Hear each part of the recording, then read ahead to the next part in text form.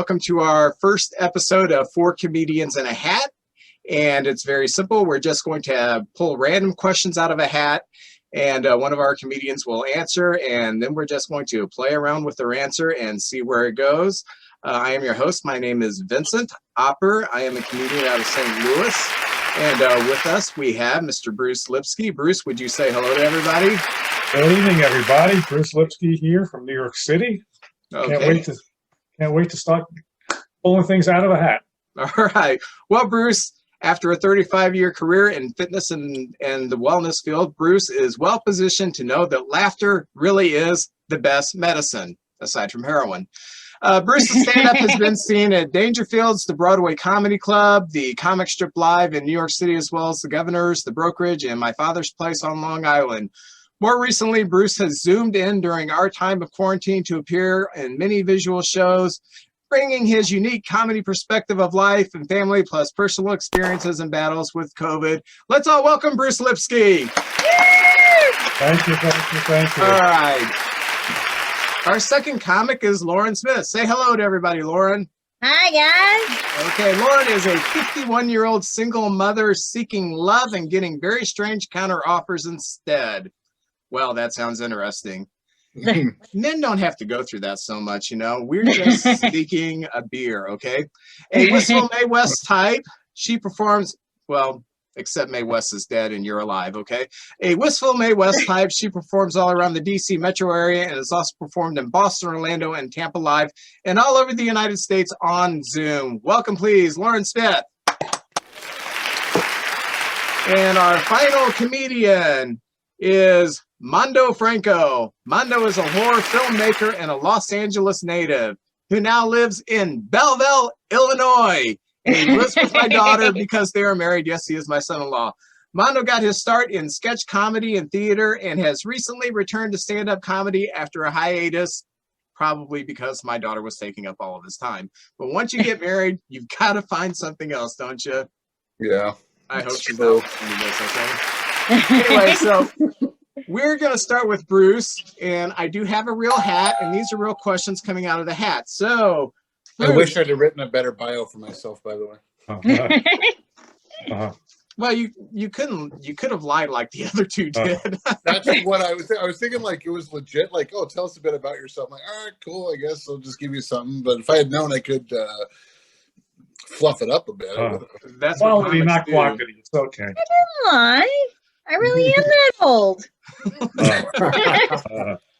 All right, Bruce. If your job gave you a surprise 3-day paid break to rest and recuperate, what would you do with those 3 days? Okay, I would probably find myself getting on a plane and going to some remote place in Alaska, away from everybody. Me and the Eskimos, the totem pole people. You would like to get away from everybody except for the Eskimos. Have you ever hung out with Eskimos? Yes, I have. I've actually been in Alaska, yes. And it was funny because we once went on vacation there, and my wife and son had to go to the bathroom, and I said, I'll get some seats in front of the show. And the next thing you know, my wife sees this guy on stage. She said, this guy looks kind of pretty, looks like my husband. I was in a totem pole costume dancing with the natives. And what can I say? Okay, I got to ask a question, Bruce. Do your wife and son know that you like the Eskimos better than them? Wow. Well, let's put it this way. I love rubbing noses. So I got a big nose. So it's I have a thought that people that seek solitude like that, there are two types of people, like religious types, like, you know, monks, people that are very spiritual, and serial killers. You don't strike me as someone that's very religious, more of like the hunting type, but the type that doesn't hunt animals, but the most dangerous game of all. Wow, I'm really glad that I'm not in the same metro area with Bruce at this moment in time. I thought your answer was really sweet, and somehow everybody twisted it. Right? Now we will never meet you in person. What's wrong with living in an igloo? You want to peeing? That's what's wrong with living in an igloo. Defecating. That's what's wrong with living in an igloo. But above all, the best thing about living in an igloo is it's really cool. And you can look at it this way, Mondo, you being a horror film expert, think about the movie The Thing. I know, right? Yeah. I want to be Kurt Russell. I want to be Kurt Russell. I just watched The Thing for Halloween with my daughter. She hadn't seen it before, so awesome. What? Yeah. Oh, Yep. Wow. Wait a second, you're talking Kurt Russell. That's a new version. I'm going way back. Oh, The Thing from Another World. Yes. The Howard Hawks version. Yeah. I can dig it. All right. Our next question is going to Lauren. Pull it out of the hat. It takes me a while to unfold. It's the arthritis. It's the arthritis. Yeah, this is good. Okay. Lauren, if animals could talk, which would be the rudest? I'm gonna say porcupines because they're so prickly. But that's good. We should just stop now because it's not going to get any better than that. Oh man.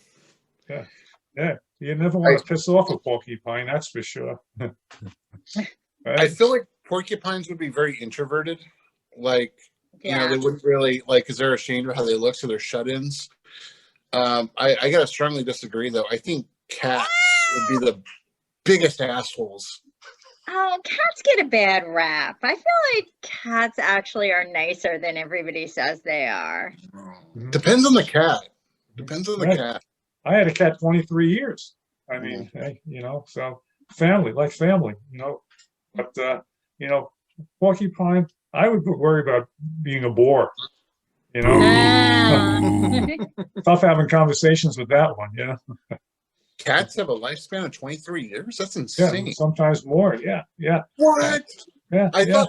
I thought maybe 10, 15 Hey, max. Mondo, I had one that was 18. If you feed them, they last. And if you feed them, they're not rude to you. Right. That's what you've been doing wrong. But they don't like igloos because huskies hang out there.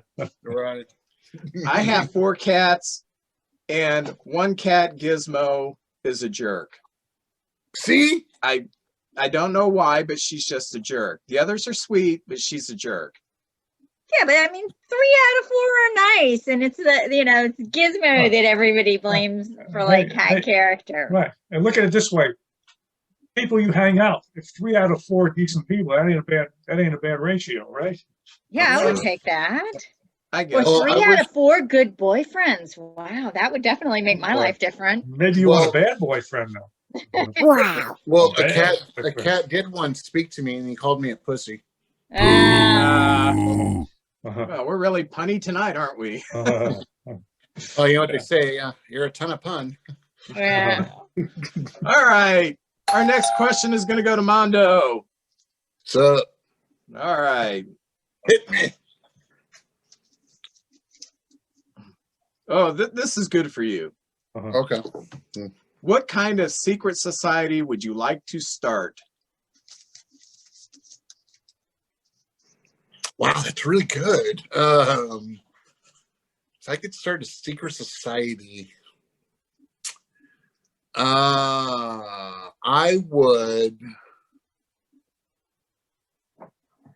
It would be the Evil Panda Society, where the pandas would congregate to take over the world. Ooh. All right. Why would the pandas want to take over the world? Well, the thing is, when is the last time you heard about a panda attack? You haven't, because when they've attacked, they've never lived.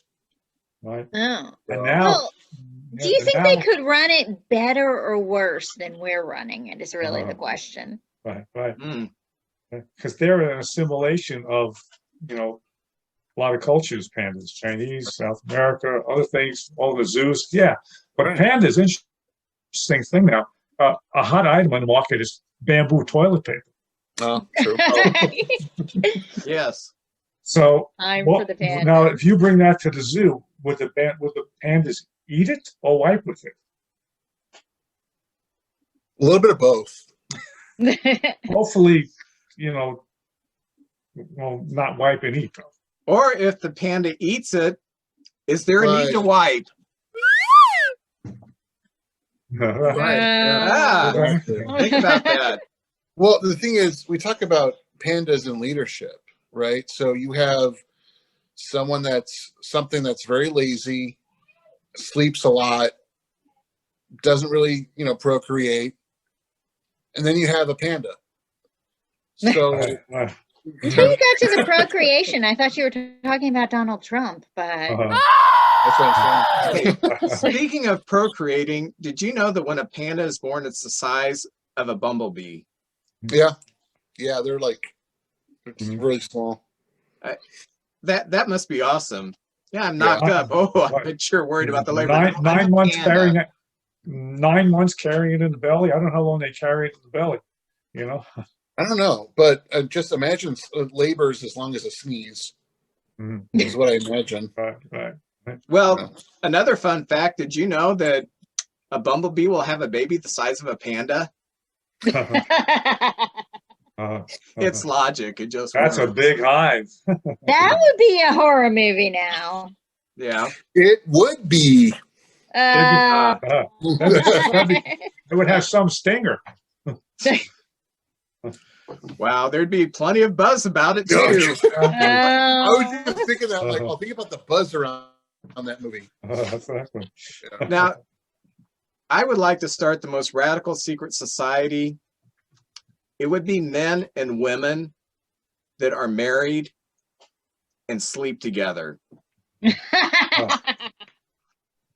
Are you Just sleep? that's Just real? sleep though. Are you talking about just sleeping though? Nothing else, right? Both. One way in, no way out. Yeah, Are to you think sure about this that. is At a your good, own comfortable road for you to go down on a show with your son-in-law? I mean, just saying. Oh, one day he'll be married as long as me too. Now, the thing about, we've got 4 cats and 2 of them sleep in the bed with us. One of them is technically my grand cat because it's my daughter's cat, but she's away at college, so he sleeps here. And so he is very clingy, so he has to sleep pushed up against me. And then about anywhere between 12 and 2 in the morning, he'll run outside and he lets me know by knocking things on the floor, so I get up and I let him out. When I get back to bed with the combination of the other cat, Tuffy, and my wife, who is rolled over on my side of the bed, I just usually end up finishing the night on the couch. There are some nights when I just start on the couch because I look and I see there is no use in even trying tonight. Aww. So like last night, I slept on the couch all night long. Nothing against my beautiful wife, but that's just how it goes sometimes. Bruce is nodding in approval. How long have you been married, Bruce? About 30 years. Okay. Yeah. What am I doing wrong? Well, as I always tell people, I have celebrated 30 years of marriage. Oh, sure, it's been separated by 3 different women, but hey, 30 years nonetheless. But like I usually say, I've been married 30 years of wetted blisters. There you go. So, does your wife ever listen to your material? Absolutely. Oh. But she usually comes in with a mustache and a beard, so nobody knows what she is. All right. My kids are welcome to come to my show. I mean, they seldom come, because, it's just dad. But yeah. I've had other comedians say, why do you bring your kids to the show? Have you heard what the kids say in high school? Do you think I'm going to say something or one of the comedians is going to say something to shock them? Nothing's going to offend them, right? Exactly. True, yeah. Exactly. Okay. Back to the hat. Are we on Bruce again? Yeah. I believe so. Yeah. Mando, yes. All right. Bruce, your next question. What is the worst joke you have told on stage? Okay. I told a joke. This is actually a true story. Kind of give you a background story. My dog had a leg infection, and he was all bandaged up. A friend of mine is a veterinary technician, so she asked, "Can she see the dog?" And of course, I couldn't bring it in, so I had a picture of my wife holding the dog. My wife's back was to me, and the dog's face was facing me. I took a nice snapshot, sent it out to Facebook, and next thing I know, I'm driving in the car. And it turns out my wife looks at me and says, if you ever send that pictures out without me knowing this, I'll be really pissed off. It turns out my wife's underwear was showing. I told this on stage with my wife in the audience, basically, and that went over like baked beans in a bus trip. And it was like, she was mortified at the fact that I was telling this, and she's sitting in the audience there, and her underwear was showing. So it got a laugh. And also what happened was that I kept on getting a lot of Facebook stuff coming in because I thought I only sent it to one person. Somehow I created a group and it went out to hundreds of people. Oh. And you're still married? That's You're still living. So let's put it this way. We moved the couch to the garage for a few days. Didn't you get cold sleeping out there? Well, we don't even have a couch. Nor a garage. So it wasn't the worst joke as far as not being funny. It was the worst, the basically the Tasmanian devil look that I got for telling it.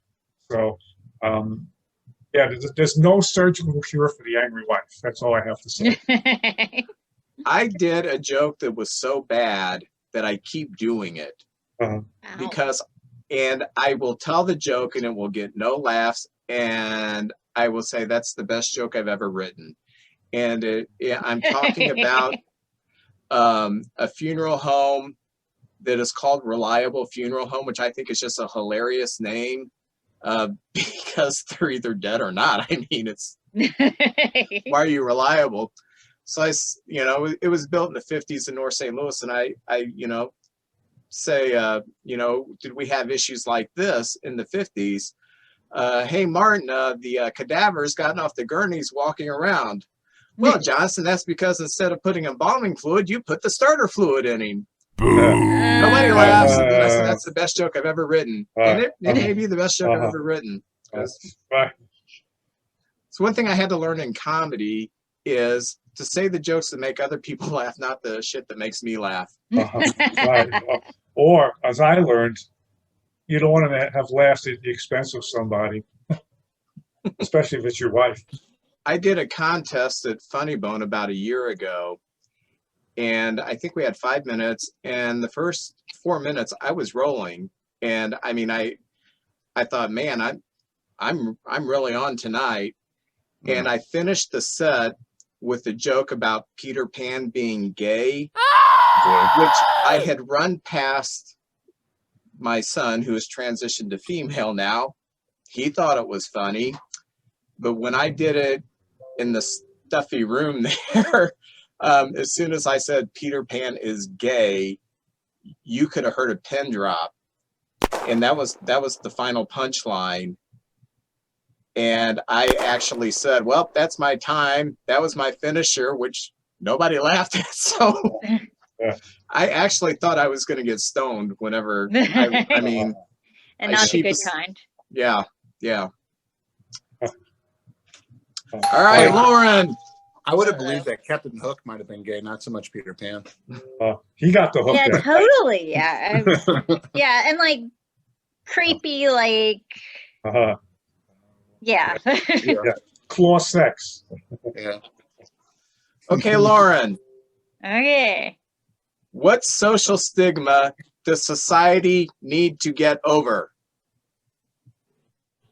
Most of them? Sorry. No, let me think about that. Oh, I got mine. Wow. I mean, it's hard to pick just one. You get one, I'm sure we'll get the rest. Go for it. Okay, fair enough. I think, can I pass. If you've got an answer for this one, I'll rip off yours. All right. You clearly got something in Okay, mind. I'll give this one to Mando, and then you can have the next one. Right. Cancel culture needs to go, man. Like, it makes sense to an extent, you know. Like, some people do some shit that's just unforgivable. Fine, but this is true. I'm not even trying to make funny. Baby Yoda, the child from The Mandalorian, recently was attempted to be canceled because there's an episode recently where there's this frog lady that has the final babies of her species. They're extinct. She has the last little eggs she's carrying in this little tank. And the Mandalorian is transporting her to another planet to be with her husband so they can fertilize the eggs and save their race. This is it. Baby Yoda dipped his little paw into the tank and ate a couple of the eggs. And it didn't be mass genocide, you know? But the child is so cute and it's kind of sweet. He doesn't know what he's doing, and Mandalorian sees him and is like, no, don't do that, you know? And Baby Yoda stops. But Baby Yoda was getting canceled over that shit. I'm like, first of all, this is a fantasy series. Like, where a child, you know, ate an egg of a frog person. None of these things are real, you know? So that's a bit far. Like, I don't know. Like, I can understand it, and I even am down with it a portion of the time. But sometimes when it goes to that extreme, like, let's cancel The Mandalorian because, you know, the child ate children. Child committed genocide. Genocide on a race. It's like, dude, come on. Really? You know? You have to wonder, though. You think about it. Who wakes up as a writer and thinks of something like this? You know, Yeah. I'm going to get up in the morning. I think I'm going to have Yoda eat a couple of baby eggs and see the Commit consequences. genocide. You know, Didn't eat all of them. There's like, I don't know, like 20 in there. He ate like 3. oh, but that's, you know, that's 15% right there. Yeah, true. But yeah, I just think sometimes it's a bit much. That's just me, you know. So, I don't know much about the Mandalorians, but I can understand why they would consider canceling that. Genocide is not, I don't know, especially dealing with the frog people, though. Of the frog people. I told you so. Don't touch them. Yeah. But yeah. I asked my wife this question beforehand, this very question, and her answer was picking your nose. You should remove the social stigma of picking your nose because it's a necessity. Okay. And I said, "Oh my God, that's such a good answer. I wish I'd thought of that." I'll let her know that you said that. So, Lauren, pick away. Now feel free. So anyway, I said, I think I wish cursing, that social stigma would be taken out. She said, everybody cusses, but you still can't pick your nose. So I said, okay, I'll tell you what. I will stand in the middle of Walmart and yell shit, and you stand in the middle of Walmart and pick your nose, and guess which one of us will be escorted out of Walmart? The one who said shit. So probably both of you, I'm thinking. Oh, people pick their nose. I see people pick their nose all the time. I have a mirror. I mean, you know, there's a what was it? Marvin, there was a kid's book. I think it was called Marvin Picks His Nose or something like that. Wow. It was basically this kid was getting picked on for picking his nose. He did it once. And everyone's like, "Oh, you picked your nose." I mean, he really didn't. And by the end of the book, he's doing a survey of like, "Hey, who picks their nose?" And everyone said yes. So there's something very satisfying about digging for gold. That's how he picked his friends, by the ones who picked their noses. Yeah. I thought of an answer. Can I answer it after all? Yes. Go. I think that we need to remove any stigma that's left around masturbation because it is bad relationship prevention. I stand by that. Well, it's not good. You guys all have relationships that work, so you don't understand. But For those of us who've been single a while, masturbation, very important. I had like, I'm in my 30s, I'm in my late 30s, but I had like a big gap of relations. Like, this is really, like, my wife, gives me a hard time about this all the time. I lost my virginity when I was 14, which is like really, really young, right? Yeah, I know. I was a child, didn't know any better. It was peer pressure, I tell you. I was too irresistible. But after that, I had a pregnancy scare. So like, it freaked me out because for a minute she's like, "I'm pregnant." I'm like, "No, you're not. We're 14. There's no way." Okay, I don't think you get to have sex if you don't understand. Right. Well, exactly. I was a child. I didn't know any better. But I didn't date again. I didn't have a serious girlfriend or have sex until I was in my late 20s. Okay. So I had a huge gap. So when you talk about, because I sampled the nectar when I was a child, and as I was growing up, I wanted it again, but I was like, I couldn't for whatever reason. I was scared, also just a hopeless romantic, also a lot of things. But I was like, you needed to go to the masturbation, otherwise you had nothing. I had nothing. So hey, huge gap. Like next month you got nothing. There's nothing wrong with that, right? Yeah. Well, I was raised Baptist, and nobody ever came out and said masturbation was a sin, but lusting was a sin, and you can't really masturbate without lusting. So when I was growing up, I had this dichotomy.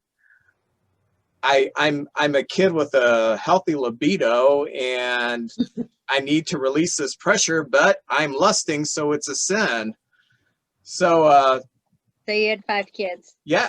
So like you got married at 19 and that settled that. Yeah, masturbation was a sin. So I prayed to God, take away my need to masturbate. And it took him 40 years, but he answered that prayer. He made me impotent. So and he took up fishing. All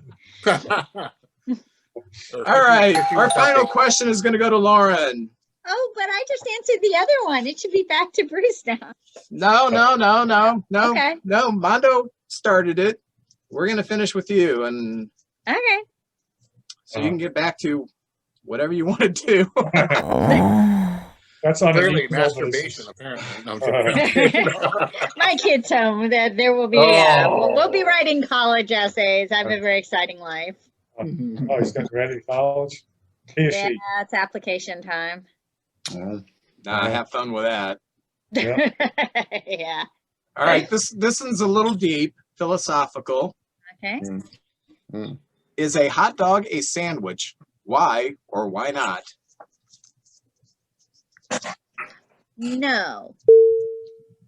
I think it is not, because you cannot fit as many different fillings on a hot dog. Like when I envision a sandwich, I see lettuce, I see tomatoes, I see all kinds of things, and I feel like it's difficult to fit more than a few toppings on a hot dog. So I think it's its own thing. I don't think you've had a good enough hot dog then. Okay, maybe that's true. You have to come to New York. Sauerkraut, mustard, relish, ketchup, whatever else. But I guess a hot dog is not a sandwich, because a sandwich isn't usually 2 pieces of bread. Mm-hmm. Yeah. And they only have only a folded piece of bread. So I don't give it as a sandwich. I agree.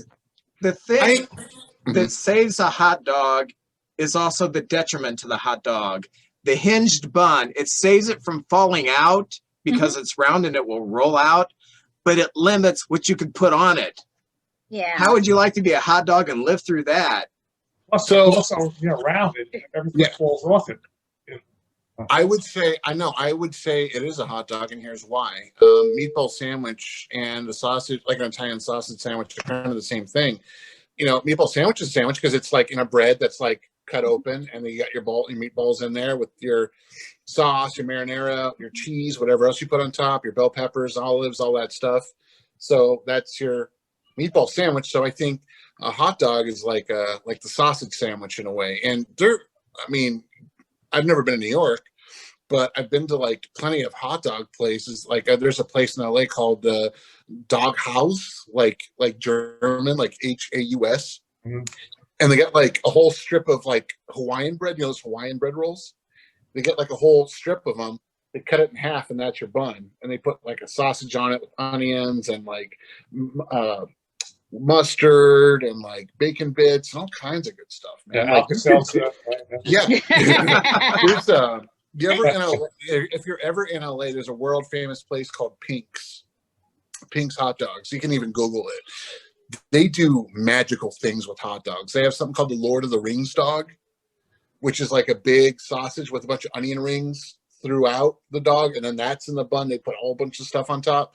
You could deck out a hot dog like crazy, man. So I think it's considered a sandwich, like a lobster roll, like it's a roll, but it's also a sandwich. Now, do you prefer a kosher hot dog or a regular hot dog? Nathan's. Okay. Listening to you guys, I feel like I need to up my hot dog game. Yeah, man. Which is also why my last relationship ended, but that's a whole nother story. I need my daughter's symbol in here for that one. Relish that thought. See, I would classify it not as a sandwich, because a sandwich you can keep layering, like a club sandwich. You can keep layering, and with a hot dog, I love the Chicago classic hot dog. There's a few places around here that sell it, but it's so messy to eat. With a sandwich, you can always hold on to the bread pretty much. But with a hot dog, if you got chili or sauerkraut, everything spilling out of it, it becomes a mess. Yeah, and you get the dirty water dogs at a ballpark. How often do you take a young kid to the ballpark? I want a hot dog. I want a hot dog. So cans are this big, and next thing he's trying to eat the hot dog and there's mustard all over it. What happens? Usually the hot dog falls out of the bun right on your pants. And so, then he knocks the soda over. Then he wants an ice cream, and then he has his ice cream cup, and the ice cream cup falls on you. It's a beautiful day. Take me out to the ball game, and it costs you $75, by the way. I haven't been to a ball game in forever, man. But that was one of the things I love about a ball game is getting one of those big Dodger dogs. Getting a big hot dog. It's good times. Oh yeah, but I don't know. The hot dog though, I think only tastes good if you put a lot of the crap on there. A hot dog alone, it doesn't do it for me. So, but what about, you ever see they have it around July 4th? They have the hot dog eating contest. Yeah. So Joey, whatever his name is, eats like 90 hot dogs and like Kobayashi. Kobayashi, and this other guy, Joey, whatever his name. Joey Chestnut. That's right. They're trading cards. And they actually have to eat the buns and everything, and they soak it in water and they shove it in their mouth and everything. Oh boy, I hate to be his toilet bowl afterwards. That's all I say. Look, I'm a big guy and I love food, but you couldn't fucking pay me enough to like binge eat any food like that. Like there are wings. People do wings like that, like eating contests where you like man versus food. Yeah, they have that show on TV, Man versus Food. This guy would go out, restaurants, and you'd have to eat like 18 pounds of like French fries and 40 pounds of beef, and then have three or four thick shakes with it, and do it under like an hour. Like, how does that happen? Like, who thought that you know what I mean? That they wanted to watch someone see how much they could eat. Someone with a low life expectancy. Yeah, the guy actually had to stop because he developed hypertension and other things and high cholesterol. And they said, "You better stop this thing." And he wound up losing a lot of weight. So they found some other poor schmuck to do it. Yeah, I think he hosted it still, but he just didn't compete anymore. He didn't like participate, But like I said, man, like I can't. I would never. I can't. Like the closest was maybe like John Candy and Great Outdoors with was it the old 96er? Yeah. I might attempt that, but I don't know. Like too much red meat, man. It's too much. Oh, good. All right. Well, we need to wrap this up. I want to thank you for participating in our first edition. Give our comedians a great big hand. Bruce Lipsky. Lauren Smith. And Mando Franco. All right, Mando. And what about our host, Vincent Opper? This will drop once a week. Thank you. This will drop once a week on Mondays, and I'm going to have it on the YouTube channel and also on the Gateway Comedy Scene Facebook channel. Thank you.